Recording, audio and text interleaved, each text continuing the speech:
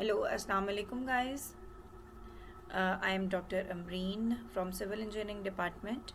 I am here to teach you the subject Building Construction and Technology, having a course code CRP312. This is our first lecture of your semester. You are from 6 semesters, so for this semester and for the midterm. This is our first lecture that is about the introduction to buildings, its orientation, and the building materials. So, as the name of the subject is concerned, the same things specific we are going to be discussed in this particular subject, that is the building construction and its technology. So, building construction, whatever the aspects will be related to the building construction, we will discuss one by one with this subject, including its orientation, including its site selection, then the materials, how we can design it depending upon its load, different type of the loads, those are incorporated by one building, type of the building, and then later on how we are going to be decide the different techniques during the construction for any type of the building.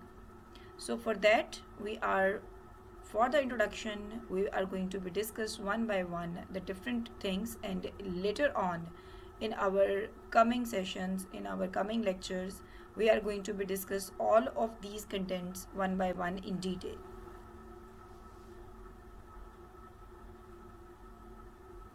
So, starting with the introduction to building construction.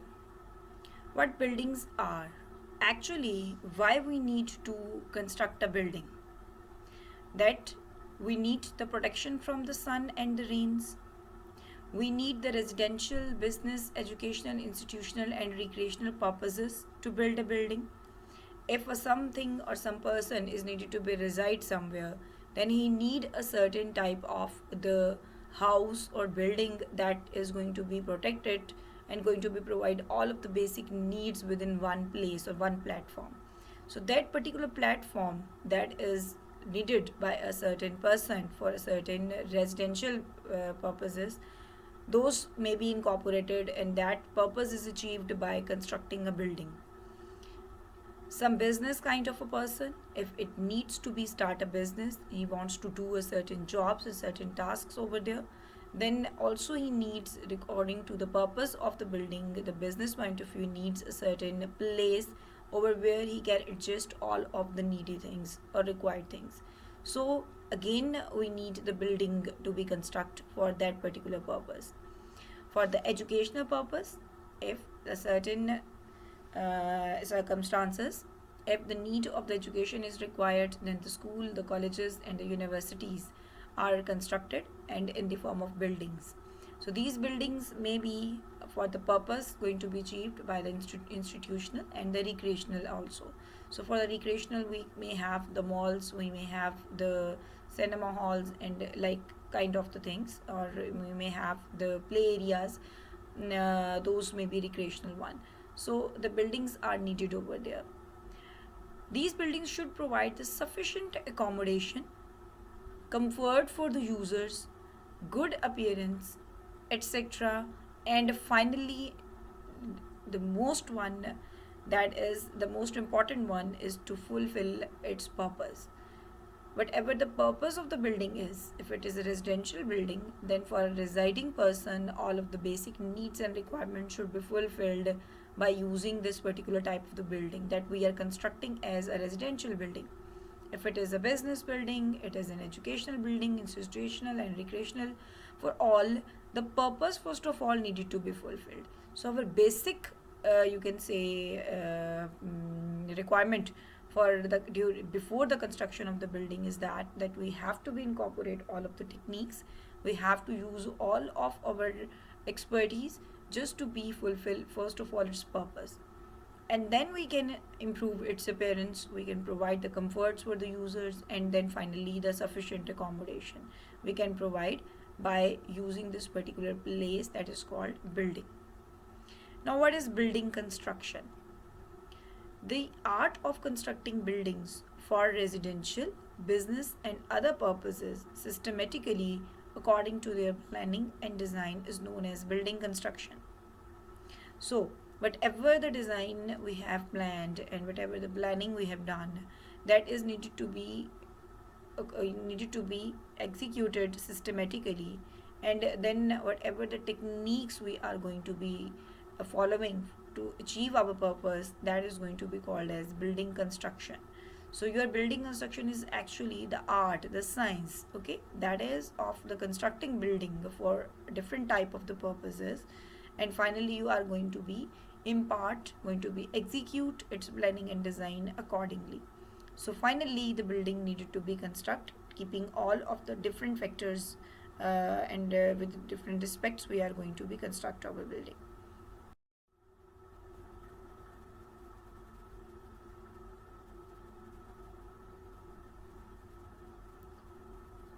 So next is the phases of the building construction. For the phases, first of all, we need the planning. That's what we have discussed in the definition of building construction. So if we talk about the definition of the building construction, then we have to be focused on the planning. So planning means the architectural work. How do you plan a building according to its purpose first of all, and then to be achieve the different requirement like comfort of the user, the accommodation, its space that is required, and all of the basic requirements that needs over there. So you are going to be focused on first of all the planning of a building, and that planning of the building depends on the architectural work. Then comes the second phase, design work.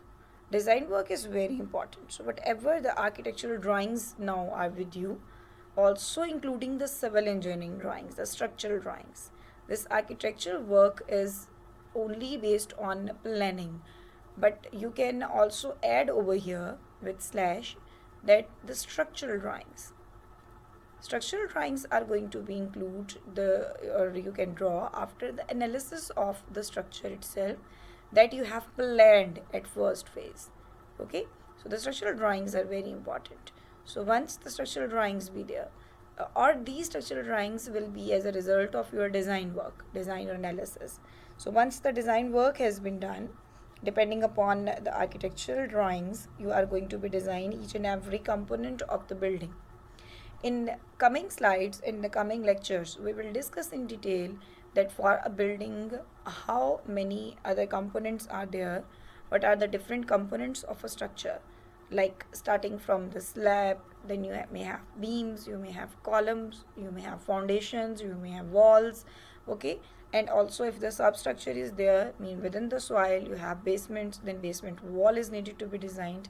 If the overhead structure is there, mean overhead water tank is needed to be designed, then its walls, its base is again need a different type of the designing. So all of these design works will give you individually the design of each and every component, and those components needed to be reinforced by using the steel. If you be familiar with that if the slab or like a beam is needed to be designed, so you can have a concrete building, let's suppose. So for the concrete building you may have one beam, and your beam is resting on columns on both of the sides. So your beam is concrete beam is later on is going to be reinforced with the help of steel inside of it.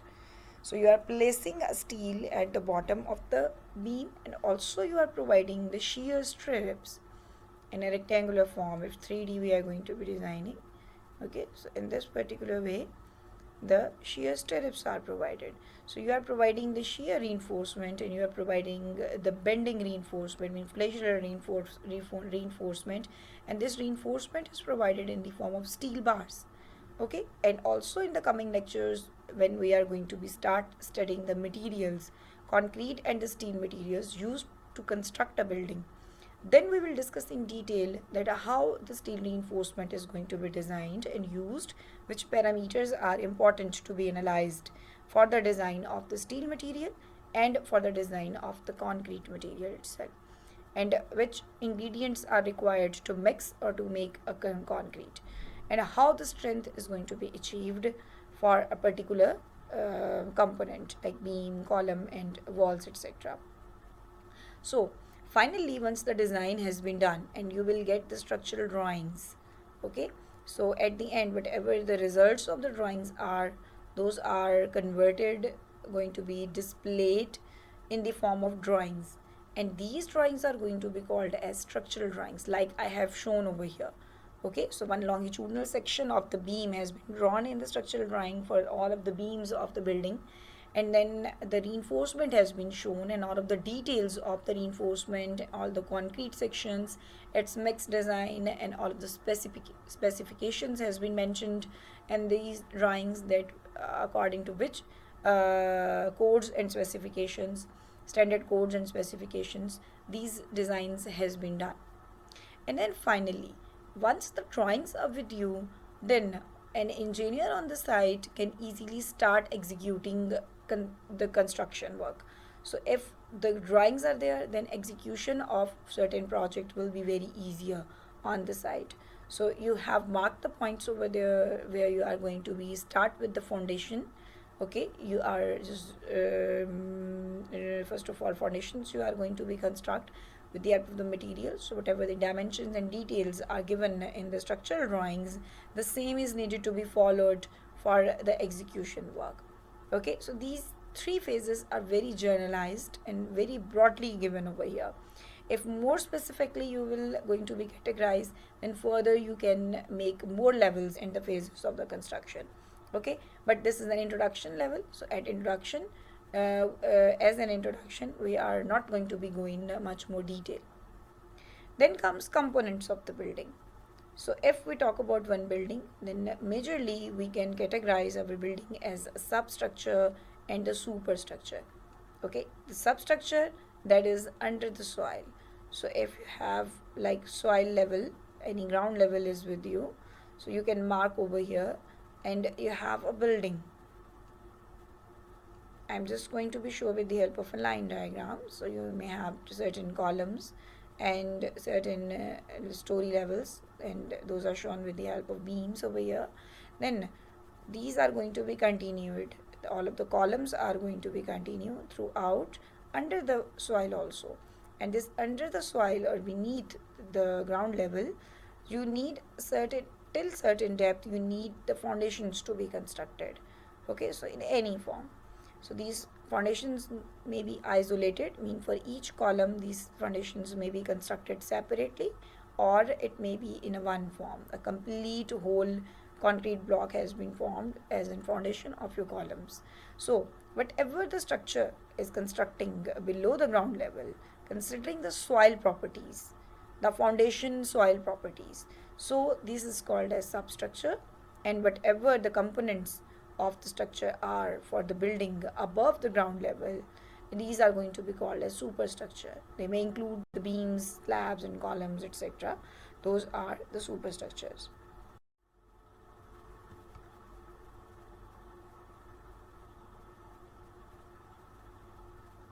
So the same phases can be categorized as in documentation form. So this slide is going to be represent that what are the different documents those needed during the construction of one building project. So those may be the architectural drawings, as I told you in the phase 1, for the planning or the architecture of the building is needed to be finalized. So for the planning of any building, we need the architectural drawings. Mean we are going to be show represent our planning in the form of architectural drawings. Those are small scale plans and elevations showing the general arrangement and the layouts. So the plans are the top view of any building at different stories, and the elevations are the front view or the side views of any building. So having the elevation as the main dimension, and the plans are going to be including the length and width. As we have a top view from the top, we are seeing the building and whatever the components and the drawings are there. I think you are well familiar with the plans, elevation and section of a building. You have done the AutoCAD and also the drawing subject, and in that particular subject you must be familiar how to draw and what are the plans of a building, what are the elevations of the building, and what are the sections of the building. Okay, so if you need the more details, then we are going to be cut our building through any other side, any other plane, and then we can draw it the details in the form of sections. So If the general requirements and arrangement is required in the form of a simple layouts, then on small scales we can draw in the architectural drawings. Your drawings to the larger scale giving specific details and data, and some drawings can be made on the larger scales. The important part of the buildings can be drawn on the larger scales and then can be given the specific details and data along with these drawings. Then comes the engineer's drawings. The engineer's drawings are the structural drawings, that's what I have told you. Those are going to show you the actual design of the component of the building. The small drawings giving the general arrangements, and also the drawings to the larger scales giving specific details and data. So these are specifically going to show you the arrangement of the beams and what are the materials inside it, what are the reinforcement details inside it, and what are the walls specifications are. So all of these in the form of different components, different details are going to be shown in engineer's drawing or the structural drawings. And the name can be used for the engineer's drawings are the structural drawings. Then comes the schedules. This is again a type of the document that is going to be include the similar standard items reference to the drawing. Mean to say that if you are going to be having the certain number of columns, then certain number of beams, then you are going to be make a table. You can see over here, and this document the tables are included, and these schedules are going to be include all of the schemes. Those may be colored, and the decor scheme you can use over here, the number of the doors, the number of the windows, the number of the ventilators, the number of columns, the number of beams, the number of slabs. Okay, all of the components on much going to be there. If let's suppose you can have in one building plan the 5 to 6 columns are there, so there may be one column having one type of the dimension and the other two columns may be having larger dimensions. So we are going to be designate the same dimension and the properties column as C1.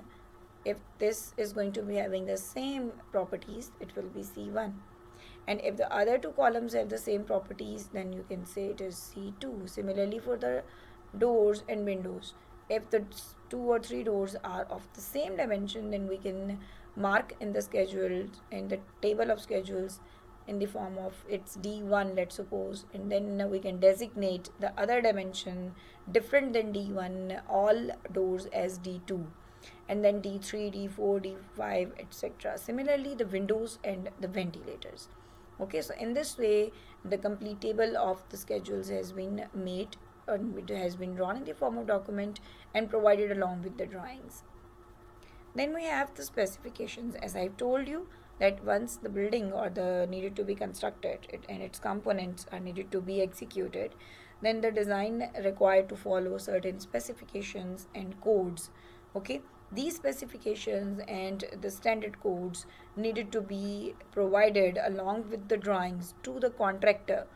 Okay, so to the particular person or the engineer, the site engineer who is responsible to execute the building project on the site. So that particular person need along with those drawings the details in the form of a written document. Okay, so once written document setting out in detail the specific requirements for the materials and the workmanship. Then comes the bills of quantities. Bills of quantities mean that you are going to be write the material quantities. Written document prepared in accordance with the standard method of measurements enables the estimator to prepare the tender sum. Okay, so all the quantities, this bill of quantities mean material quantities. So how much sand is going to be used to construct this particular project, total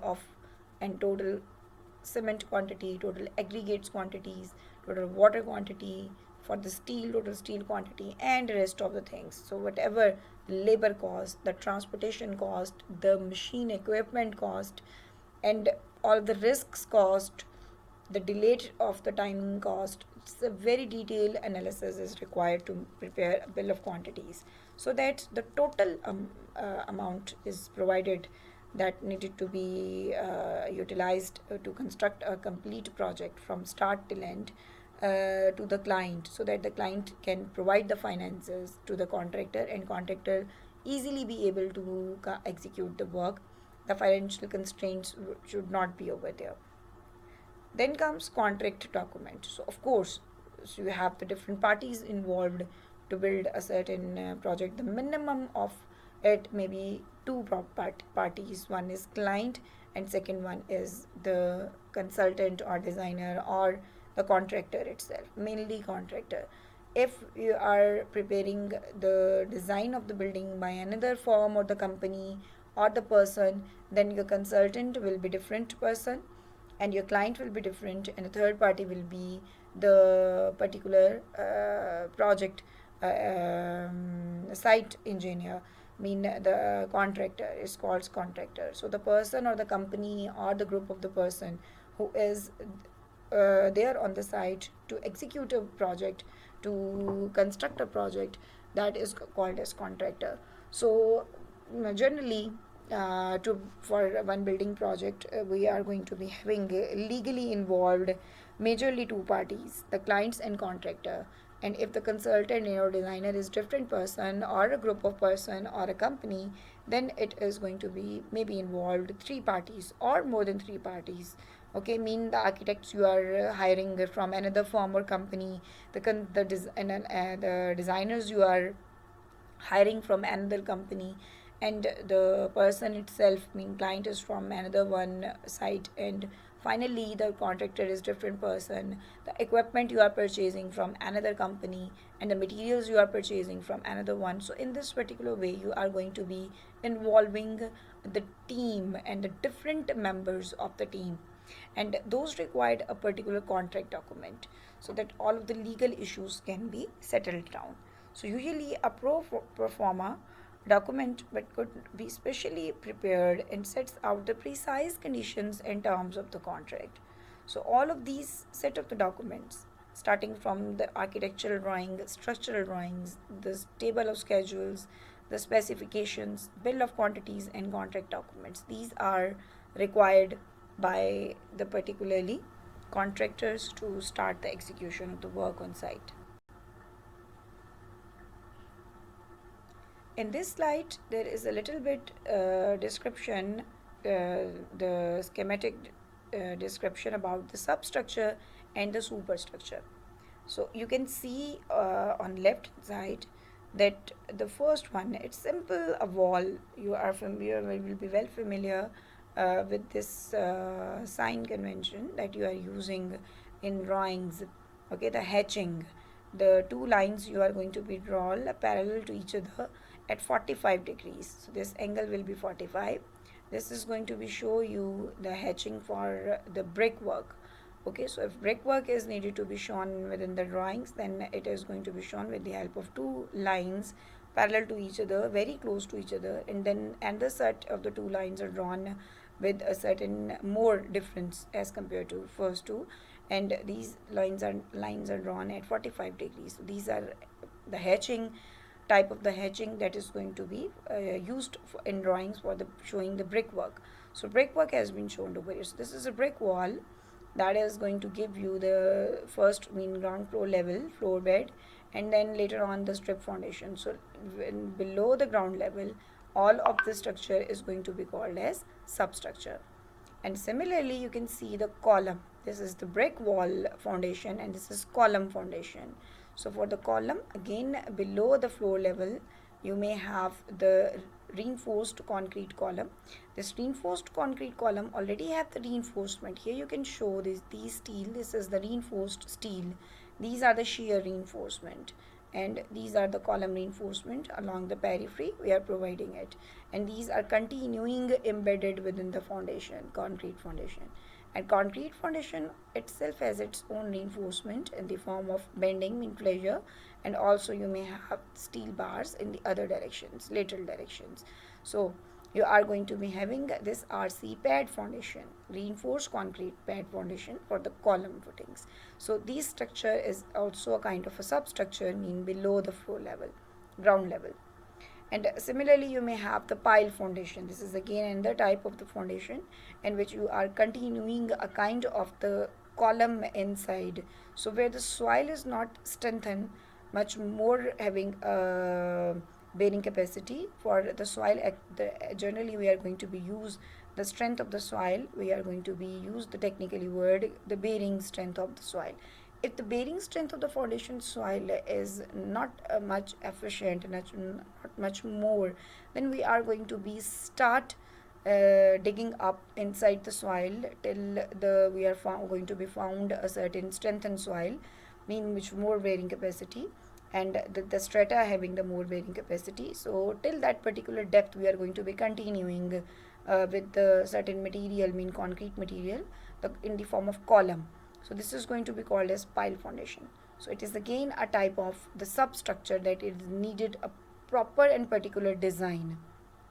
And then another form in which you are going to be construct a duct, okay, for the sewerage purpose, for the water sewerage purpose, or for the water supply system, any kind it may be, mean a duct is needed to be designed. Okay, so if that is there, then we are going to be used a cover for the sewerage particularly, because it will be going to be give you a very bad odor. So this bad smell is needed to be incorporated, so we are going to be providing the cover that may be removed later on. So you may have the ground floor bed, okay, and below the soil you are going to be providing this whole structure. This is also going to be need a particular design for to design its walls, its basement, and all this structure. And similarly you have the basements, the very you can say important example of the substructure of the building. So your building may have the 1 story basement, 2 story basement, 3 story, 4 story. So any kind of the story you may construct below the soil level. Okay, so this also need a very good, you can say, designer expertise, and it is going to be used or constructed by using the retaining walls, because the whole of the soil load is needed to be retained by a certain wall, concrete wall, particularly designed concrete wall on both of the sides. So finally you are going to be having the basement wall and any area that is needed to be constructed underneath. So you may have the particular foundations, the basement foundations, and you need to be design its wall and its retaining wall, and later on you can start with constructing the superstructure. Okay, so all of these are the kinds of the substructure. Then you may have the superstructure. Superstructure is very simple. You may have seen many of the times within the buildings. So you can well understand about the superstructure. You can see also, you can visibly can observe these components of the superstructure, okay, above the ground level. So you can see at the top of almost all type of the buildings the roofing system, the roof you can see over there. And then the below the roof you may have the walls, you may have the columns. So this particular structure that is given over here, that is going to be called as the load bearing structure. I'm going to be also going to be discussed later on in the coming slides. Load bearing structure, you have to be remember these words, because later on in the coming slides and lectures we are going to be again and again going to be use these words. So this is going to be called as load bearing structure. Load bearing structures are those in which the roof slabs are going to be carried, its load is carried out and going to be supported with the help of walls. The vertical supporting component will be walls. Mean if the load transferring flow chart is needed to be drawn, then the load is first of all at the roof is there.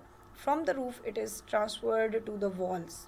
Your walls are supporting the load of the roof, okay, and all of the live loads, all of the dead loads are going to be carried on, going to be transferred to the walls. And these walls are directly going to be shift and going to be transfer the loads towards the basement, mean towards the foundation. This particular, if any intermediate beams be there like this, okay, so if any intermediate beams be there inside of the building, these beams are also resting on the wall. These are also shifting or transferring its load towards the wall. And finally, mean the floor also going to be shifting the load on the walls. If the columns be there, any other, then column is transferring its load towards the floor slabs, and from the slabs again towards the wall. Okay, so main load carrying vertical component from the top of the building to the bottom or the foundation of the building is the connecting element will be the walls itself, made up of brick walls majorly. So our buildings, residential buildings, are mostly of the load bearing structure. Those are made up of walls or made up of bricks. So bricks are responsible to carry the load from the roof and transfer it safely towards the foundation.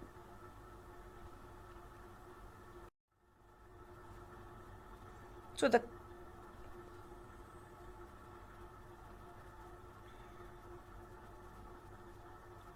So in the next slide, we can see the different components of a residential building. If one type of the residential building is with you, then you may start with the roof at the top. Okay, the very first component. It may be shown over here, the inclined, but it may be horizontal properly. Then you may have lintels. Lintels are the smaller beams. Those are provided above the every opening within the brick wall, because we have a brick wall that is designed to transfer the load safely from roof slab to the foundation. So it have all of the brick system, so load distribution manner, so it will be distributed from brick to brick in any, you can say, format. So finally it is going to be distributed in all the direction within the wall and coming towards the base, okay, towards the foundation. So this load distribution profile is disturbed by the openings inside of this wall. If you have the doors, you have the windows, you have the ventilators within the wall, then this load distribution profile and this all of the load distribution method has been disturbed, and if it is going to be disturbed, then it may decrease the efficiency of the wall. Then what we need a certain supporting element above these openings, and this supporting element is going to be called as lintels in the form of beams. Mean concrete we are providing and steel bars we are providing, like a larger beams. The smaller beams are going to be provided above the lintels, so that if the load is coming on the openings, then it may safely shifted or transferred towards the two sides of these beams towards the wall. So load is not going to be disturbed, so its profile will remain same. The load is not going to be wasted.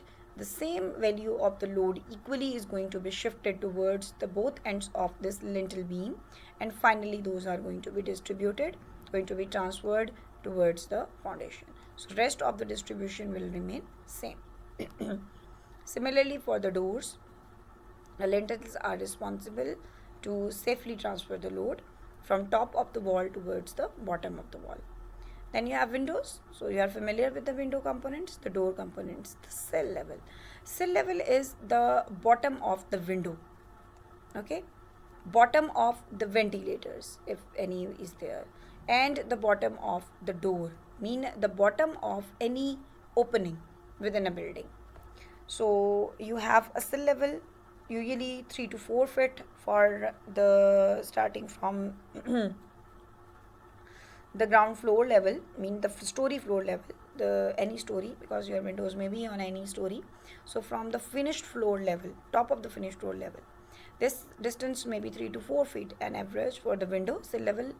For the doors, the sill level is always 0. For the ventilators, it may be 7 feet, it may be 8 feet, depending upon the dimension of the ventilator. It is somewhat higher. Then you may have walls, you may have floors. The DPC, that is damp proof course, lies at the floor level right below the walls and not under any openings like doors or windows. So we are also going to be discussed. It will be a final term topic for you guys, in which the damp proof course we will discuss in detail, that what is the purpose and how we are going to be provide the damp proof course. The plinth lies between the floors and the grounds. The foundation is invisible and lies below the ground and just beneath the walls. So in this way, the foundation is under the soil. This is substructure. And plinth level. Plinth level is that level in which you are, that is just finished floor level of the house at ground level, and the level of the whole building project. Okay, so here you can see, so you have most of the times you have seen that your actual rooms inside of the building are little bit higher. You can see one or two steps, okay, before entering inside the house. So you may have a gate first of all, the main gate. So if you are going to be entering from the main gate, then this level is above the ground level, the gate level, okay, so the whole building level. And then once you are inside the lounge, you are inside the garage porch portion and the lawn portion, those are at the same level.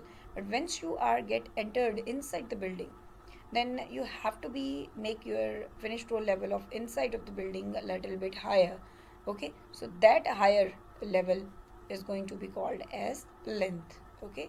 So plinth is actually the level from the whole building level and the inside of the level. This is the difference between those.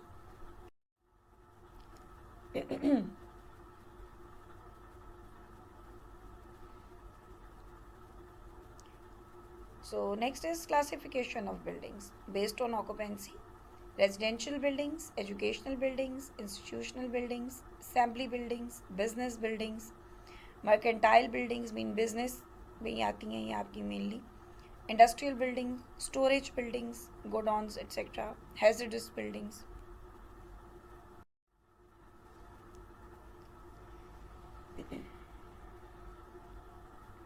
Then comes site selection.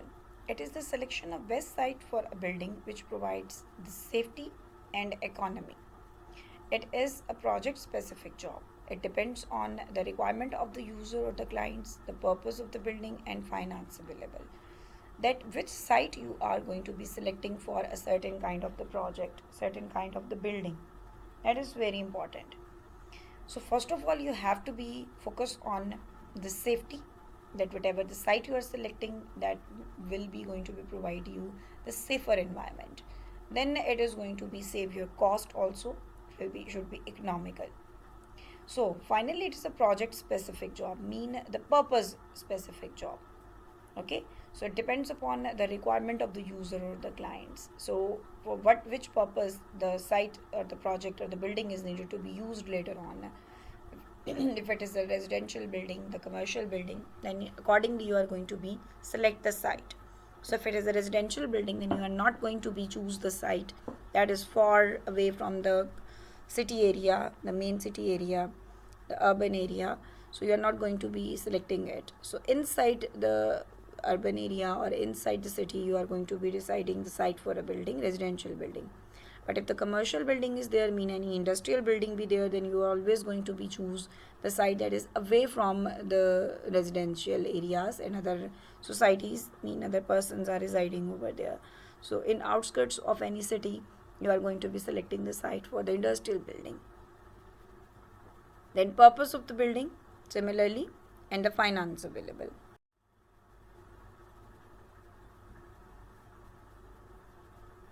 Then comes general guidelines for selection of a site. The following factors should be taken into consideration before finalizing the site for a specific building.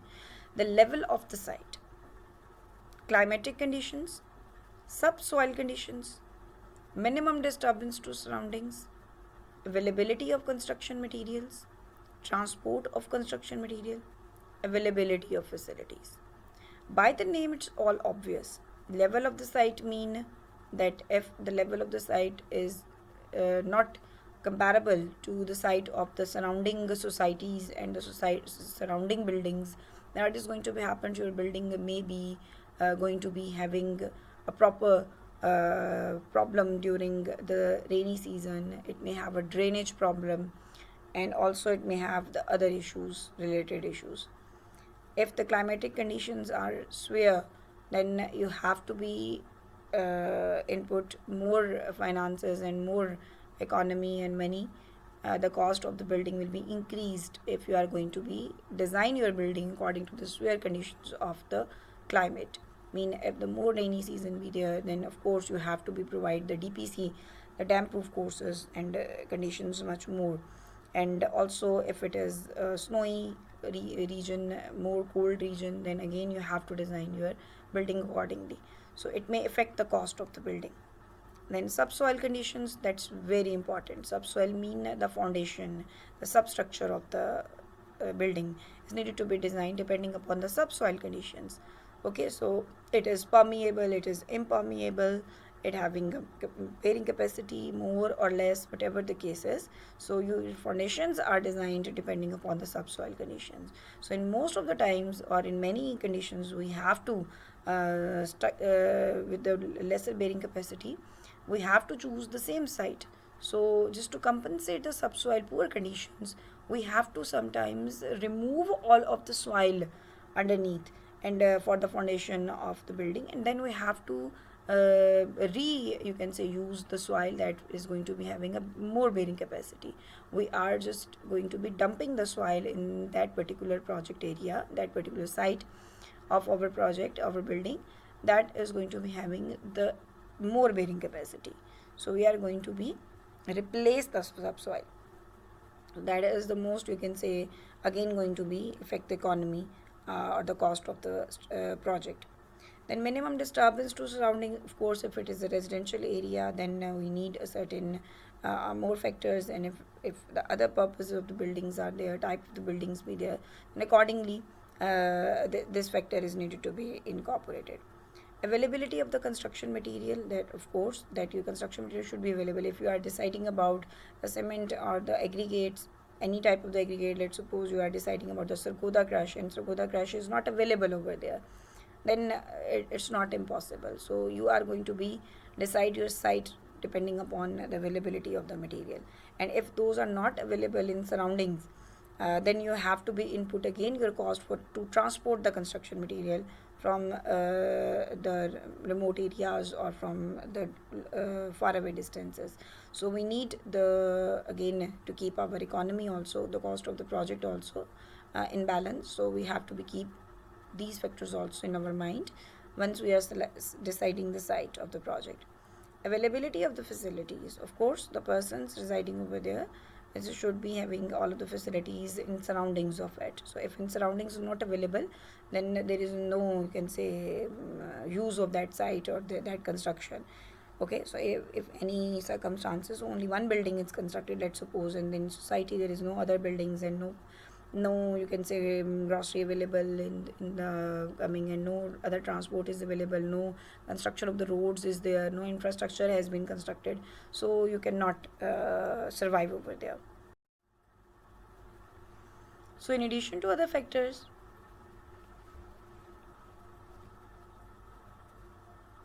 the following precautions should be taken while selecting a site for a building.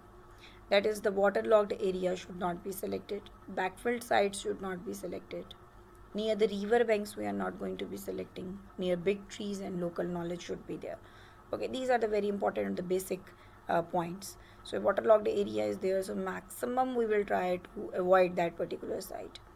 If backfilled sites be there, then we are going to be avoid, because those are going to be impart the more pressure of the soil on that particular site.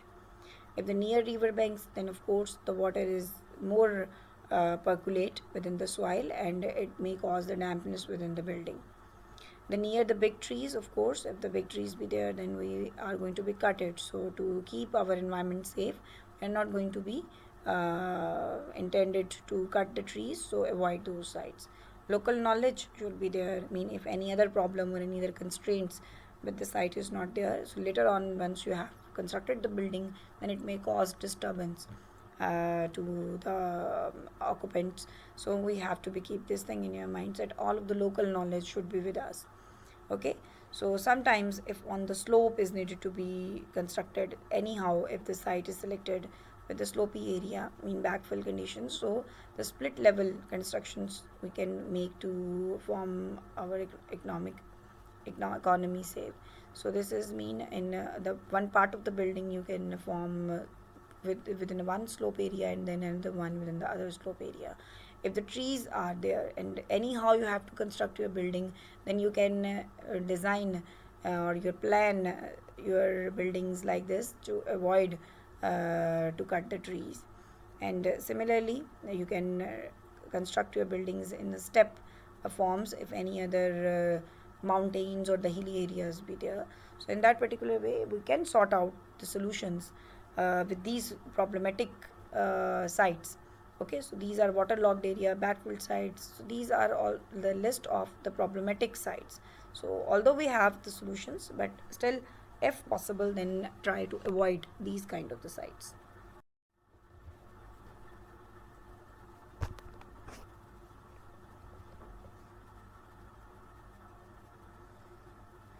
The next point is orientation of the building. This is very important. Building orientation refers to the way a building is situated on a site and the positioning of the windows, roof lines, and other features. It depends upon the surrounding of the sites, proximity of the road or the street, sun paths, direction of the wind, and characteristics and intensity of the rain. So once you are deciding with this building orientation, okay, then you have to be keep in your mind that how the inside of the building is oriented. Mean its inside windows, its roof lines, and other features inside the how the kitchens and the bedrooms and the other lounges are needed to be planned. Okay, so interiorly, and also you how to design the windows, where the location of the windows and the positions of the windows be there, keeping the surrounding of the site in your mind, keeping the proximity of the roads or the streets, keeping the sun path so that in winter and summer you are going to be have the balance of the light. In winter you need more light depending upon the direction of the sun path, and in summers you want to avoid it. Okay, that the sun light should not become directly inside the building.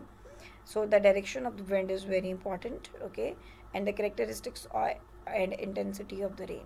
Direction of the winds in the windows should be like this, that on that side of the building should be positioned and planned so that in winters the direction of the wind will be opposite, in summers it will be towards the building, or it can get an approach or access into inside of the building.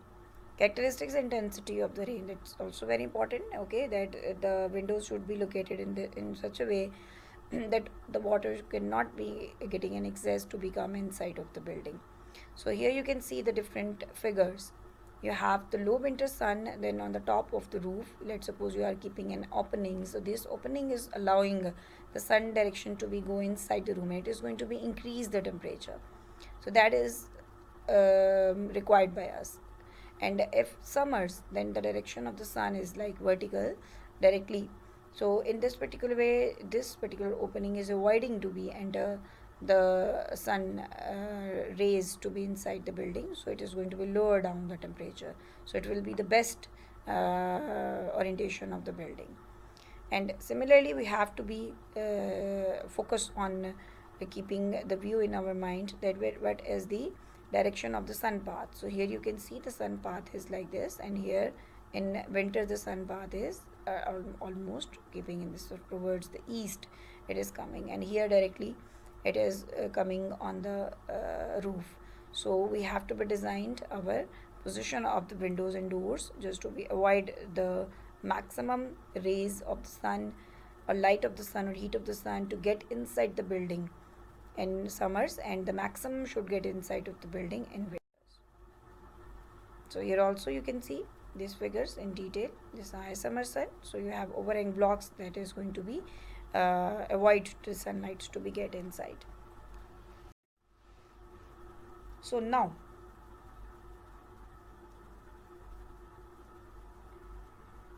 this is very important figure that is going to be show you the sun path, and with respect to that how you are going to be decide about the positioning of the different components of the building, inside component of the building, inner components.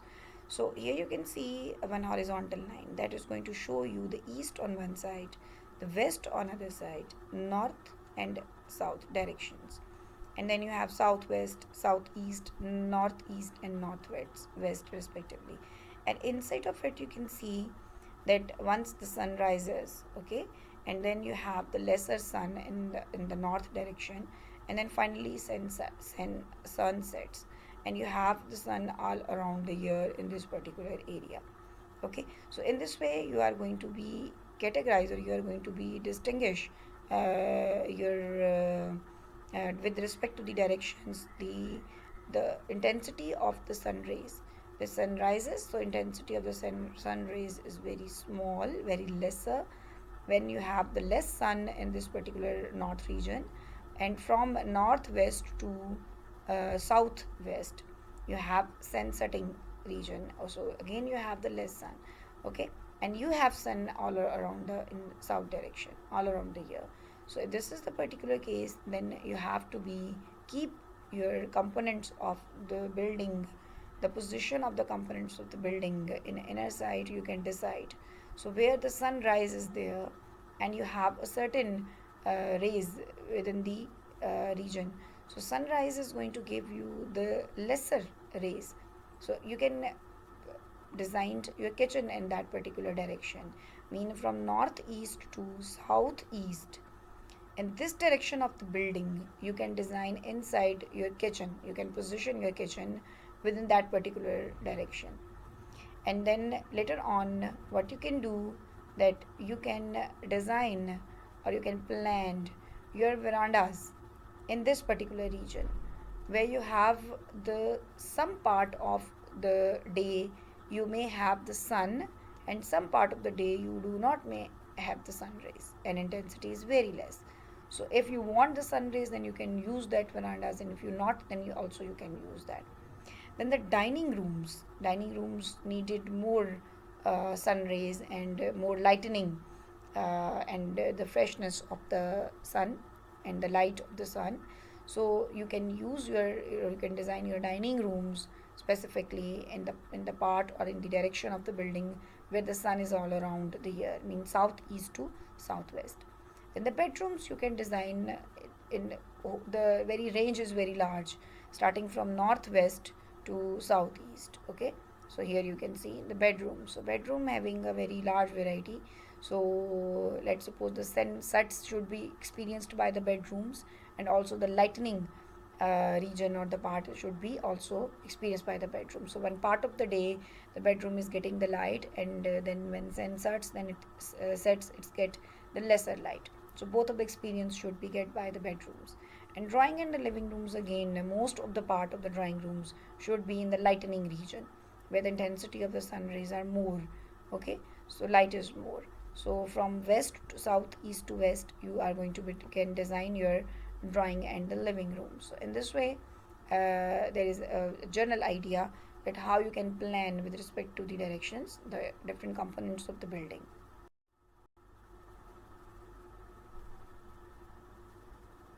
This is another figure that is showing you. You can see it by yourself.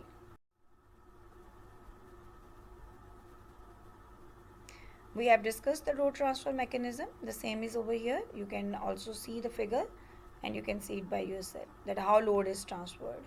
So here with the help of arrows it is shown that your load, first of all roof is there, then the different components of the roof, and it is coming towards the columns, and from the floor slabs it is also coming towards the wall, and from the wall, not the column, from the walls the load is transferred towards the foundation, and from the foundation towards the soil. So arrows are over there. This is repetition. I have told you earlier that how load is transferred for the load bearing structure.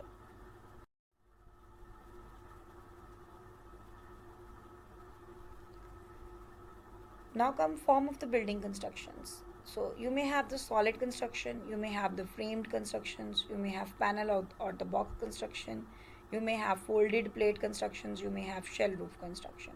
So solid construction is the load bearing construction. That's what I have told you.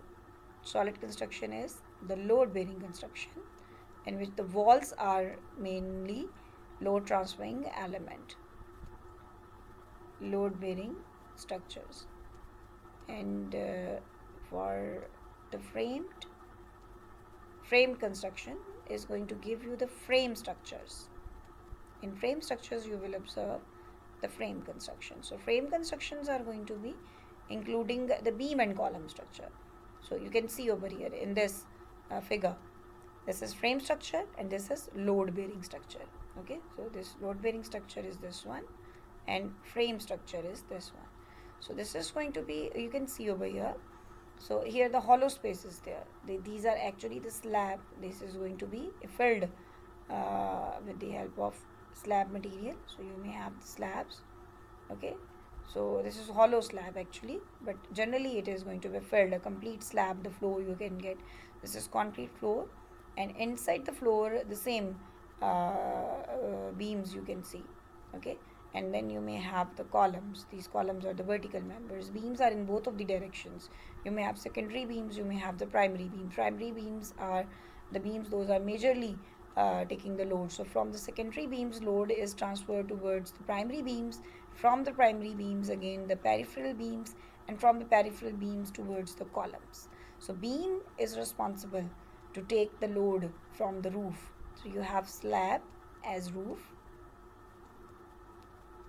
From slab, the load is transferred towards the beams.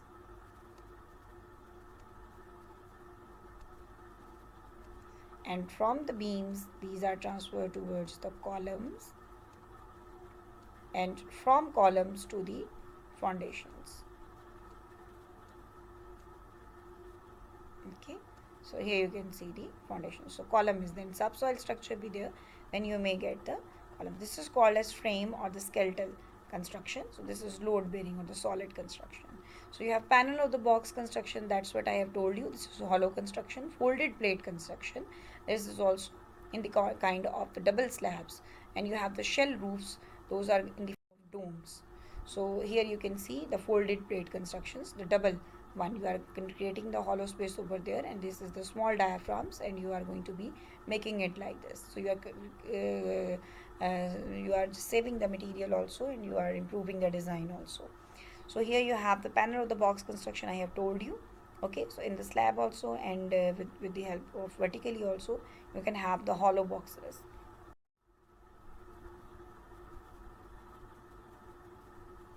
Then you have shell roofs, and for the shell roofs, the dome kind of the structure you can observe.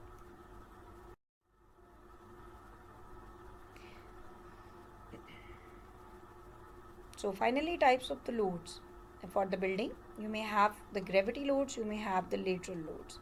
For the gravity loads, further the gravity loads can be categorized into dead loads, into live loads, the rain load, snow load. Live load is further categorized into floor live load and the roof live load. And your lateral loads are going to include the wind loads, earthquake loads, and other like earth pressure for the soil and for the basement specifically, water pressure for the overhead tanks, and for the conduits for the ducts, those you are designing as a concrete structure, blast and the impact loads also for the residential industrial buildings mainly, and blast may be experienced again for the industrial building for any purpose. So those may include. So these kind of the loads is needed to be in your knowledge, and you have to be well familiar. Once it is needed to be analyzed or design any structure, then these loads are going to be incorporated.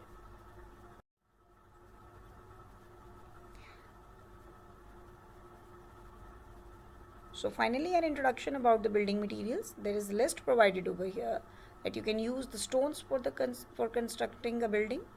You can use the bricks and the other clay products such as floor tiles and the roofing tiles, etc. You can use the cement such as Portland cement, white cement, colored cement, gray cement is also available. You can use lime, you can use aggregates, fine mean sand aggregate and coarse aggregate mean the gravels. We will see in detail later on in coming lectures. Timber and timber projects, wooden, metal, carbon steels, high tension structure steels, galvanized iron sheets, etc. We can use paints and varnishes. We can use glass in various forms. We can use plastic materials and the bituminous materials.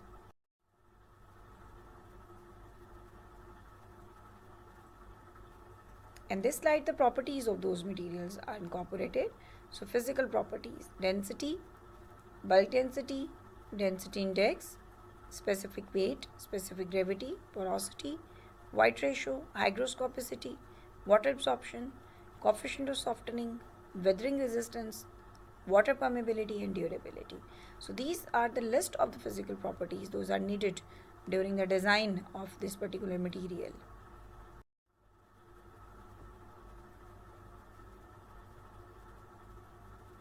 Then comes mechanical properties. Here the error is mechanical. I is missing. So mechanical properties includes the strength, that's very important, its hardness, its elasticity, its plasticity. Characteristics, behavior under stress. Ductility, brittleness, stiffness, flexibility, toughness, and malleability. We will discuss all these properties in detail once we are going to be discuss the steel material specifically. This is the stress strain curve of steel. Okay. So what are these points? What is elastic region? What is yield point? And how the ultimate and the fracture point is going to be discussed, and you can use in the design or analysis of the materials. We will discuss in detail.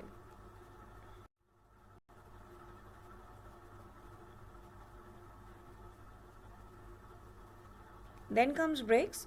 So we are going to be follow ASTM C67 for building brakes.